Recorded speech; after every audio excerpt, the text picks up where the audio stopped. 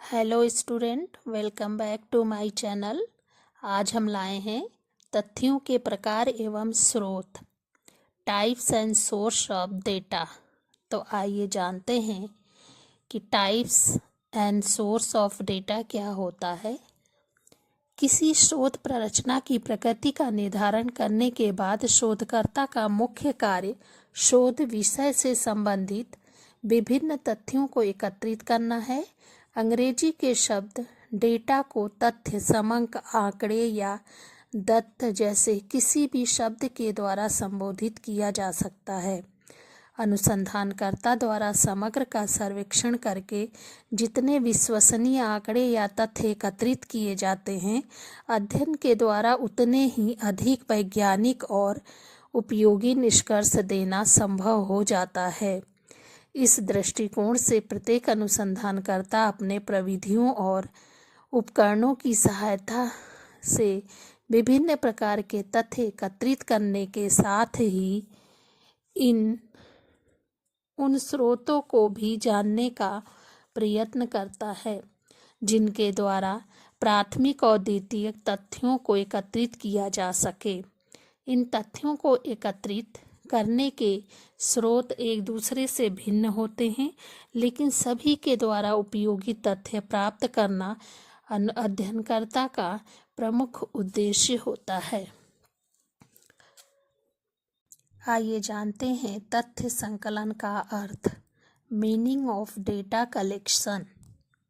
सामाजिक अनुसंधान के संदर्भ में तथ्य संकलन का तात्पर्य किसी विषय से संबंधित सूचनाएं प्राप्त करने मात्र से नहीं होता है। गाल्टन ने बताया है कि सामाजिक अध्ययनों में तथ्य संकलन का तात्पर्य केवल उन्हीं तथ्यों को एकत्रित करने से है जिन्हें अवलोकन के द्वारा प्राप्त किया जा सके। ये तथ्य चाहे दृश्य हों या निहित। इसका तात्पर्य यह है कि सामाजिक विज्ञानों में अन्य सभी विज्ञानों के समान आंकड़े अथवा तथ्य हमारी अवलोकन करने की चेतना पर निर्भर होते हैं। दूसरे शब्दों में यह कहा जा सकता है कि जिस विशेषता का अध्ययनकर्ता अपनी दृष्टि या चेतना के द्वारा स्वयं अवलोकन न कर सके, उसे तथ्य संकलन के अंतर्गत सम्मिलित नहीं किया जा सकता। उदाहरण के तौर पर भी हम समझ सकते हैं कि अनेक व्यक्ति ऐसा समझते हैं कि कुछ व्यक्तियों अथवा उत्तरदाताओं द्वारा सूचनाएं प्राप्त कर लेना ही तथ्य संकलन का वास्तविक आधार है। यह धारणा बहुत भ्रमपूर्ण है। यह सच है कि उत्तरदाताओं से प्राप्त सूचनाएं तथ्य संकलन के अंतर्गत अवश्य आती हैं, लेकिन ऐसी सभी सूचनाओं को तथ्य संकलन का आधार नहीं माना जा सकता। तथ्यों के अंतर्गत केवल उन्हीं सूचनाओं का समावेश किया जा सकता है जो अवलोकन के योग्य हों तथा जिनका आलेखन करना संभव हो। इस प्रकार स्पष्ट होता है कि तथ्य संकलन का तात्पर्य अध्ययन विषय से संबंधित ऐसी सभी सूचनाओं, तथ्य तथा आंकड़ों को एकत्रित करने से है जो क्षेत्र कार्य तथा द्वितीयक स्रोतों द्वारा संकलित किए जाते हैं तथा जिनका संबंध किसी भी प्रकार की अभिव्यक्ति, बोध तथा प्रलेखों से होता है। इसका तात्पर्य है कि तथ्य संकलन के अंतर्गत केवल अवलोकन द्वारा प्राप्त किए गए तथ्यों तथा उत्तरदाताओं द्वारा ही दी गई सूचनाओं का ही समावेश नहीं होता है, बल्कि इसके अंतर्गत अध्ययनकर्ता के वस्तुनिष्ठ अनुभवों का भी महत्वपूर्ण स्थान होता है। इन सभी तथ्यों के व्यवस्थित संग्रह का नाम ही तथ्य संकलन है। तथ्य संकलन के प्रकार। तथ्य संकलन के दो प्रकार हैं। पहला है प्राथमिक तथ्य और दूसरा है द्वितीयक तथ्य। आइए जानते हैं कि प्राथमिक तथ्य क्या होता है। पीवी यंग का कथन है कि प्राथमिक तथ्यों का तात्पर्य उन सभी मौलिक सूचनाओं अथवा आंकड़ों से है जिन्हें स्वयं अनुसंधानकर्ता प्राथमिक स्रोतों द्वारा प्राप्त करता है। यही कारण है कि प्राथमिक तथ्यों को हम आधार तथ्य, प्रथम स्तरीय तथ्य तथा क्षेत्रीय तथ्य आदि के नामों से भी संबोधित करते हैं। प्राथमिक तथ्य किसी भी सर्वेक्षणकर्ता द्वारा स्वयं एकत्रित किए गए तथ्य होते हैं। इनका संकलन अध्ययनकर्ता या तो स्वयं विभिन्न दशाओं का अवलोकन करके करता है अथवा वह विषय से संबंधित व्यक्तियों से वार्तालाप के द्वारा या प्रश्नावली के माध्यम से प्राप्त किए गए उत्तरों द्वारा करता है। दूसरे शब्दों में यह कहा जा सकता है कि जो तथ्य पूर्णतया नए होते हैं और किसी भी विधि के द्वारा इनका संकलन स्वयं अनुसंधानकर्ता द्वारा किया जाता है, उन्हें हम प्राथमिक तथ्य संकलन कहते हैं।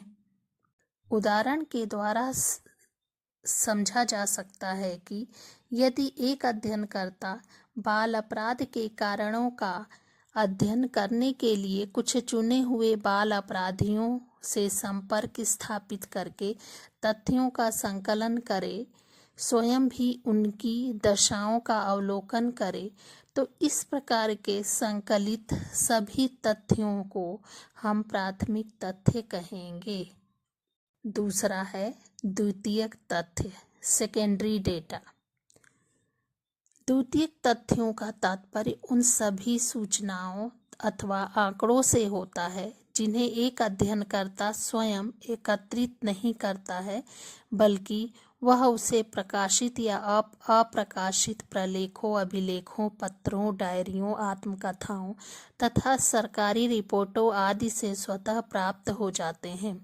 इसका तात्पर्य यह है कि द्वितीय तथ्य किसी विशेष स्थान विभाग में पहले से ही सुरक्षित होते हैं। अध्ययनकर्ता का कार्य केवल समुचित स्रोतों को ज्ञात करके उनका आवश्यकता अनुसार संकलन और उपयोग करना होता है। यह सच है कि द्वितीयक तथ्यों के आधार पर किसी भी अनुसंधानकर्ता को कार्य करने को पूर्ण नहीं किया जा सकता, लेकिन कुछ विशेष प्रकार के तथ्यों की प्रामाणिकता को जानने अथवा एक विशेष अध्ययन के विभिन्न पक्षों का सामान्य ज्ञान प्राप्त करने के लिए ऐसे तथ्य बहुत महत्वपूर्ण होते हैं। कोई भी अध्ययनकर्ता अपने सीमित साधनों के बाद भी ऐसे तथ्यों को उपयोग में ला सकता है तथा आवश्यकता पड़ने पर उनका भी पुनः उपयोग कर सकता है। आइए जानते हैं कि तथ्य संकलन के स्रोत क्या होते हैं। Source of collection of data. PV young ने तथ्य संकलन के सभी स्रोतों को दो प्रमुख भागों में विभाजित करके स्पष्ट किया है। पहला है प्राथमिक अथवा क्षेत्रीय स्रोत, प्राइमरी और फील्ड सोर्स। तथ्य संकलन का यह स्रोत है जिसके अंतर्गत अध्ययनकर्ता स्वयं ही अध्ययन क्षेत्र में जाकर सामग्री का संग्रह करता है। इस आधार पर इस स्रोत को भी दो उपभागों में विभाजित किया जा सकता है। पहला है प्रत्यक्ष स्रोत तथा दूसरा है अप्रत्यक्ष स्रोत। प्रत्यक्ष स्रोत का तात्पर्य है कि अध्ययनकर्ता घटनाओं का स्वयं अवलोकन करके उनका संग्रह करे अथवा अनुसूची के आधार पर उत्तरदाताओं से संपर्क स्थापित करके विभिन्न प्रकार के तथ्यों को एकत्रित करे। अप्रत्यक्ष स्रोत का अर्थ है अध्ययनकर्ता विषय से संबंधित व्यक्तियों से स्वयं न मिले, लेकिन डाक द्वारा भेजी गई प्रश्नावली, मत पत्र अथवा किसी प्रकार की अपील के द्वारा तथ्यों का संग्रह करने का प्रयत्न करे। ये सभी प्रविधियां प्राथमिक तथ्य प्राप्त करने का स्रोत हैं, अतः इन्हें प्राथमिक स्रोत कहा जाता है।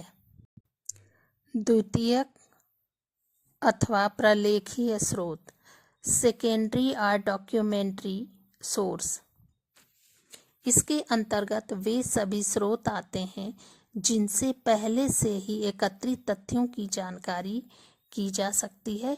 द्वितीयक स्रोत भी दो प्रकार के होते हैं, व्यक्तिगत प्रलेख तथा सार्वजनिक प्रलेख। सभी प्रकार के जीवन, इतिहास, संस्मरण पत्र और डायरियां आदि व्यक्तिगत प्रलेखों के उदाहरण हैं। सार्वजनिक प्रलेख प्रकाशित भी हो सकते हैं और अप्रकाशित भी। इस रूप में सभी अभिलेख, अनुसंधान, प्रतिवेदन, पुस्तकें, पांडुलिपियां, संग्रहालयों में उपलब्ध प्रमाण तथा पत्र पत्रिकाएं सार्वजनिक प्रलेख के रूप में द्वितीयक स्रोत के उदाहरण हैं। तथ्य संकलन के प्राथमिक स्रोत। आइए जानते हैं। अनुसंधानकर्ता संबंधित समस्या के विषय में तथ्यों को संकलित करने के लिए जिन प्रत्यक्ष स्रोतों का उपयोग करता है उन्हें तथ्य संकलन के प्राथमिक अथवा क्षेत्रीय स्रोत कहा जाता है। प्राथमिक स्रोत के अर्थ को स्पष्ट करते हुए पीटर मान ने लिखा है कि प्राथमिक स्रोत वे स्रोत हैं जो प्राथमिक स्तर पर हमें विभिन्न प्रकार के आधार तथ्य प्रदान करते हैं। इसका तात्पर्य है कि यह तथ्यों को संकलित करने वाले लोगों द्वारा प्रस्तुत किए गए तथ्यों का मौलिक स्वरूप होते हैं।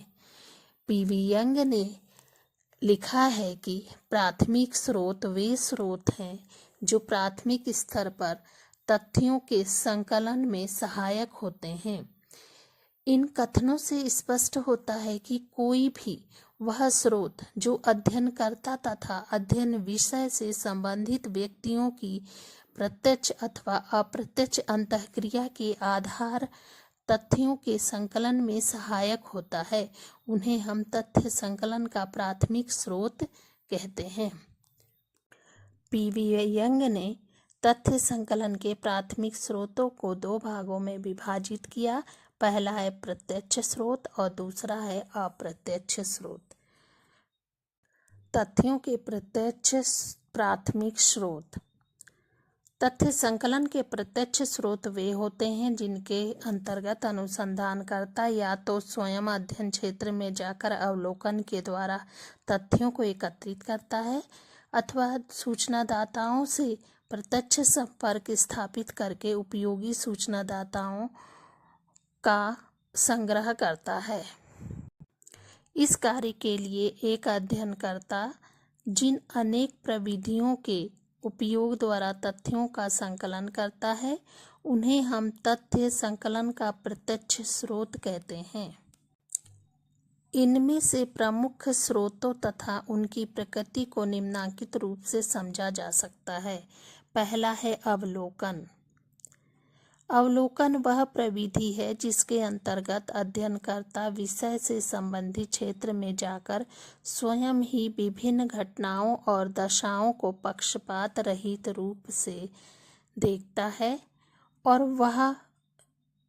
और इस प्रकार महत्वपूर्ण तथ्यों का संकलन करता है।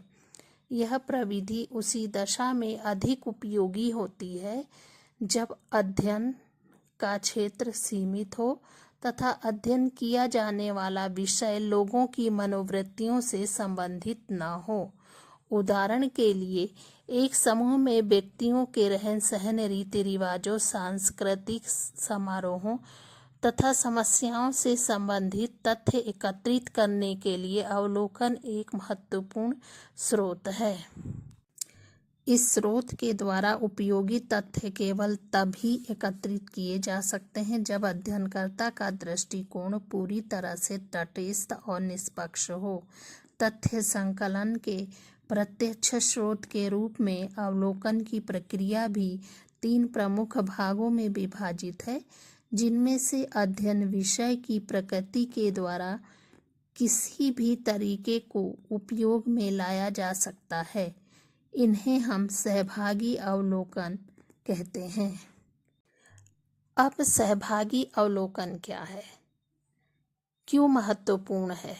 सहभागी अवलोकन के अंतर्गत अध्ययनकर्ता जब अध्ययन किए जाने वाले समूह में रहता है और उसकी विभिन्न गतिविधियों में स्वयं भी भाग लेता है तो वह समूह की सभी गुप्त और महत्वपूर्ण विशेषताओं से परिचित हो जाता है। दूसरा है अर्ध सहभागी अवलोकन। इसके अंतर्गत अनुसंधानकर्ता एक लंबी अवधि के लिए अध्ययन किए जाने वाले समूह के सदस्य के रूप में नहीं रहता है, बल्कि कुछ विशेष अवसरों पर तथ्यों का संकलन करने के लिए वह समूह के निकट संपर्क में आता है और घटनाओं का अवलोकन करने के बाद पुनः अपने को उस समूह से पृथक कर लेता है। तीसरा है असहभागी अवलोकन। असहभागी अवलोकन के लिए अनुसंधानकर्ता किसी भी स्तर पर न तो अध्ययन समुदाय के जीवन में सम्मिलित होता है और न ही समुदाय के लोगों के निकट संपर्क में आता है। वह बाहर से आए एक अज्ञात दर्शक के रूप में घटनाओं का अवलोकन करके तथ्यों का संकलन करता है। वास्तविकता यह है कि अवलोकन चाहे किसी भी विधि के द्वारा किया जाए, लेकिन यह तथ्यों के संकलन का एक महत्वपूर्ण स्रोत होता है। दूसरा है अनुसूची। अनुसूची अध्ययन विषय से संबंधित विभिन्न प्रश्नों की एक ऐसी सूची होती है जिसे लेके अध्ययनकर्ता स्वयं उत्तरदाताओं से मिलता है और प्रत्येक प्रश्न का उत्तर स्वयं ही उस सूची में अंकित कर लेता है। वास्तव में अनुसूची अध्ययनकर्ता और उत्तरदाता के प्रत्यक्ष संपर्क का एक महत्वपूर्ण माध्यम होता है। तीसरा है साक्षात्कार। प्राथमिक तथ्यों को संकलित करने में साक्षात्कार एक प्रत्यक्ष स्रोत है। इसके अंतर्गत अनुसंधानकर्ता अध्ययन विषय से संबंधित व्यक्तियों से मिलकर अध्ययन के विभिन्न पक्षों को उनसे वार्तालाप करके स्पष्ट करता है। यही वार्तालाप तथ्य संकलन का स्रोत होता है। अनेक सामाजिक घटनाएं इतनी जटिल होती है कि केवल अनुसूची से संबंधित प्रश्नों की सहायता से ही उन्हें ज्ञात नहीं किया जा सकता है। इन्हें समुचित रूप से समझने के लिए संबंधित व्यक्तियों से विस्तार से बातचीत करना आवश्यक होता है। अब दूसरा है तथ्यों के अप्रत्यक्ष प्राथमिक स्रोत।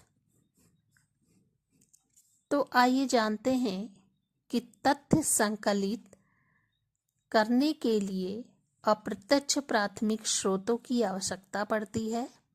प्राथमिक स्रोत में 4 स्रोत प्रमुख हैं जो इस प्रकार हैं। पहला है प्रश्नावली, दूसरा है रेडियो अथवा टेलीविज़न अपील, तीसरा है टेलीफोन साक्षात्कार और चौथा है प्रतिनिधि प्रविधियाँ। प्रश्नावली।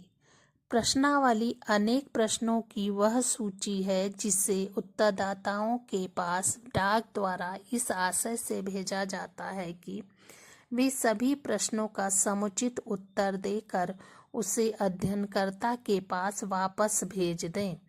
इस प्रकार प्रश्नावली एक ऐसा स्रोत है जिसमें अनुसंधानकर्ता तथा उत्तरदाताओं के बीच कोई प्रत्यक्ष संपर्क नहीं हो पाता, लेकिन फिर भी इसके द्वारा प्राथमिक तथ्यों का संग्रह करना संभव हो जाता है। यह स्रोत केवल तभी उपयोगी होता है जब अध्ययन क्षेत्र इतना विस्तृत हो कि अध्ययनकर्ता सभी उत्तरदाताओं से प्रत्यक्ष संपर्क करने की स्थिति में न हो तथा साथ ही उत्तरदाता भी इतने शिक्षित हों कि वे विभिन्न प्रश्नों को समझकर उनका समुचित ढंग से उत्तर दे सके। रेडियो अथवा टेलीविज़न। विकसित और विकासशील देशों में रेडियो और टेलीविज़न भी प्राथमिक तथ्यों के संकलन का महत्वपूर्ण स्रोत है। इनके द्वारा नियमित रूप से अथवा किसी विशेष अवसरों पर विभिन्न कार्यक्रमों का प्रसारण करके श्रोताओं से यह अपील की जाती है कि वे उससे संबंधित अपने विचारों अथवा प्रतिक्रियाओं को अमूक पते पर भेज दें।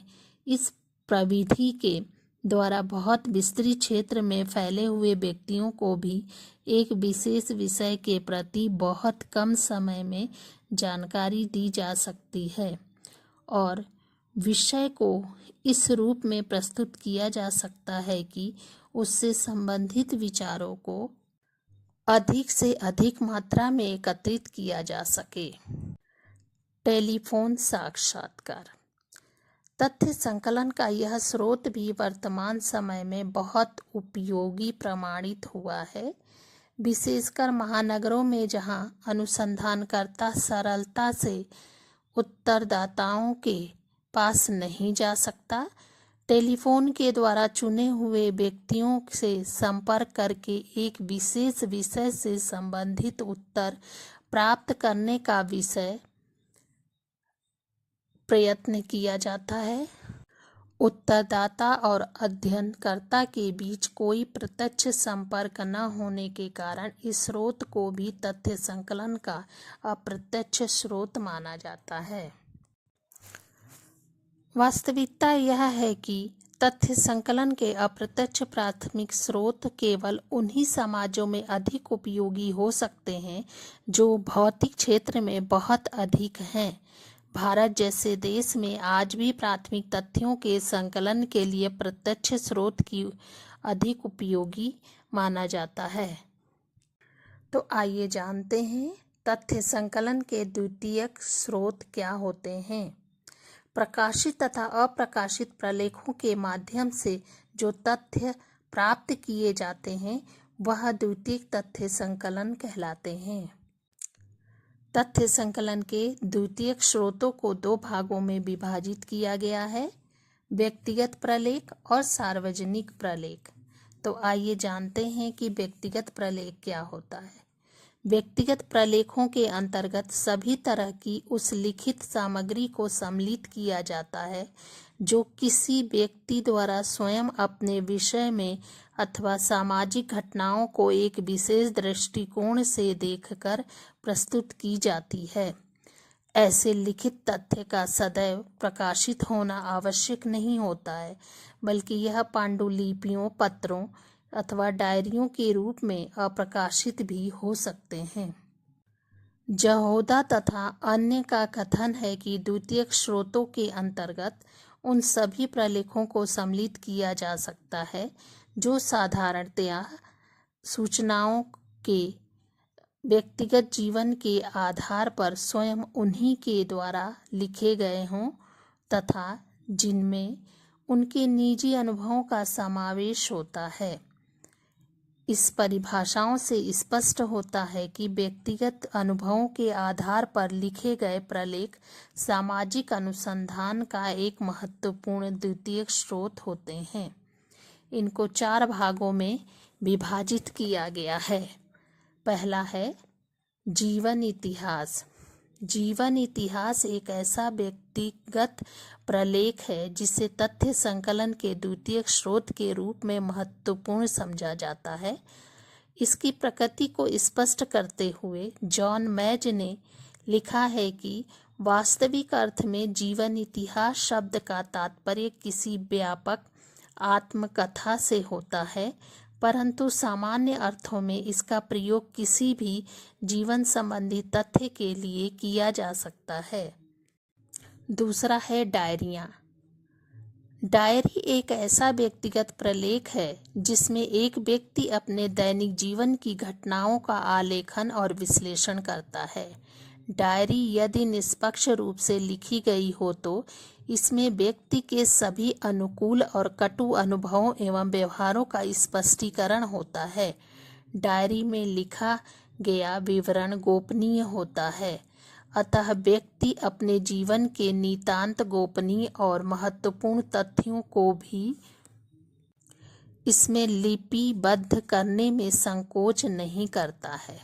यही कारण है कि अनेक गोपनीय और आंतरिक तथ्यों जानकारी प्राप्त करने के लिए व्यक्तिगत डायरियों को एक महत्वपूर्ण द्वितीयक स्रोत के रूप में देखा जाता है।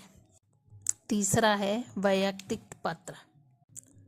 व्यक्तिगत पत्रों का लिखा जाना प्रत्येक व्यक्ति के जीवन की एक बहुत सामान्य सी घटना है, लेकिन कभी कभी इन पत्रों के द्वारा इतने महत्वपूर्ण तथ्य प्राप्त हो जाते हैं कि उनमें आधार पर बहुत उपयोगी निष्कर्ष देना संभव हो जाता है। व्यक्तिगत पत्रों की प्रकृति गोपनीय होती है। इसके फलस्वरूप हम जिन व्यक्तियों को अपने अधिक निकट समझते हैं, उनके सामने पत्रों द्वारा अपनी भावनाओं, जीवन की विशेष घटनाओं, प्रेम, संघर्ष, अनुभवों और योजनाओं को स्पष्ट करने में कोई भी संकोच नहीं करते हैं।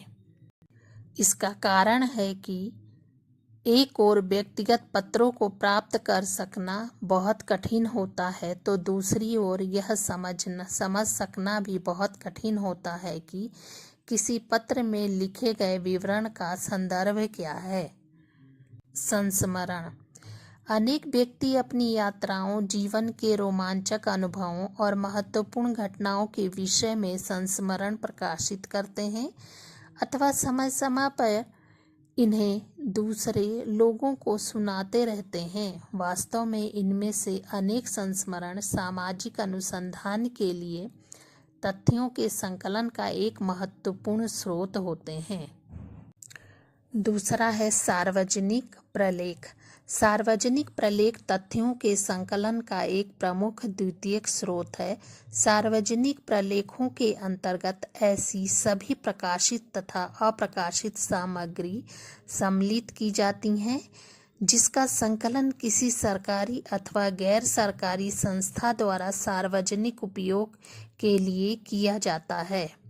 कभी कभी कुछ सूचनाएं यद्यपि वैयक्तिक रूप से संकलित की जाती है, लेकिन इसका उद्देश्य यदि उन्हें सार्वजनिक उपयोग के लिए प्रस्तुत करना होता है तो उन्हें भी सार्वजनिक प्रलेखों के अंतर्गत सम्मिलित किया जाता है। सार्वजनिक प्रलेखों को दो प्रमुख भागों में विभाजित करके स्पष्ट किया जाता है। पहला है प्रकाशित और दूसरा है अप्रकाशित प्रलेख। प्रकाशित प्रलेख, इसके अंतर्गत वे सभी प्रलेख आते हैं तो सार्वजनिक उपयोग के लिए प्रकाशित कर दिए जाते हैं। अनेक सरकारी अथवा गैर सरकारी संगठन जब प्राथमिक रूप से तथ्यों का संकलन करके उन्हें जन सामान्य के उपयोग के लिए प्रकाशित कर देते हैं, तो दूसरे अध्ययनकर्ताओं के लिए ऐसे तथ्य प्रकाशित प्रलेखों के रूप में अध्ययन का द्वितीयक स्रोत बन जाते हैं। दूसरा है अप्रकाशित प्रलेख। इसके अंतर्गत ऐसे सभी प्रलेख आते हैं जो सार्वजनिक होते हुए भी किसी विवशता, आर्थिक कठिनाइयों अथवा वैयक्तिक कारणों से प्रकाशित नहीं हो पाते। ऐसे प्रलेखों को प्राप्त करके उनका उपयोग कर पाना तुलनात्मक रूप से कुछ कठिन होता है, लेकिन सामाजिक अनुसंधान में इनकी उपयोगिता बहुत अधिक होती है। अप्रकाशित प्रलेखों के रूप में कुछ प्रमुख द्वितीयक स्रोत इस प्रकार हैं, जैसे विभिन्न प्रलेख, दुर्लभ पांडुलिपियाँ, अनुसंधानकर्ताओं के प्रतिवेदन, अन्य प्रकाशित तथ्य संकलन के द्वितीयक स्रोत चाहे व्यक्तिगत हों अथवा सार्वजनिक हों, प्रकाशित हों अथवा अप्रकाशित हों। सामाजिक अनुसंधान में इनका प्रयोग बहुत सावधानी के साथ किया जाना चाहिए। वास्तव में अन्य व्यक्तियों अथवा संगठनों के द्वारा दिए गए परिणामों के आधार पर ही किसी अनुसंधान कार्य को पूरा करने का प्रयत्न कभी कभी बहुत हानिकारक सिद्ध हो जाता है। अध्ययनकर्ता जब उपलब्ध ज्ञान का उपयोग स्वयं अपनी अंतर्दृष्टि, विवेक तथा प्राथमिक सूचनाओं के संदर्भ में नहीं करता, तब द्वितीयक तथ्यों के उपयोगी होने की संभावना नहीं की जा सकती। इसी संदर्भ में बाउले ने लिखा है कि प्रकाशित सांख्यिकी को उसके अर्थ और सीमाओं को समझे बिना ज्यों का त्यों स्वीकार कर लेना एक जोखिम भरा कार्य है। इस प्रकार यह आवश्यक होता है कि ऐसी सांख्यिकी पर आधारित तर्कों की सावधानीपूर्वक समालोचना की जाए। बच्चों, तथ्यों के प्रकार एवं स्रोत इस प्रकार से स्पष्ट किया जाता है। धन्यवाद।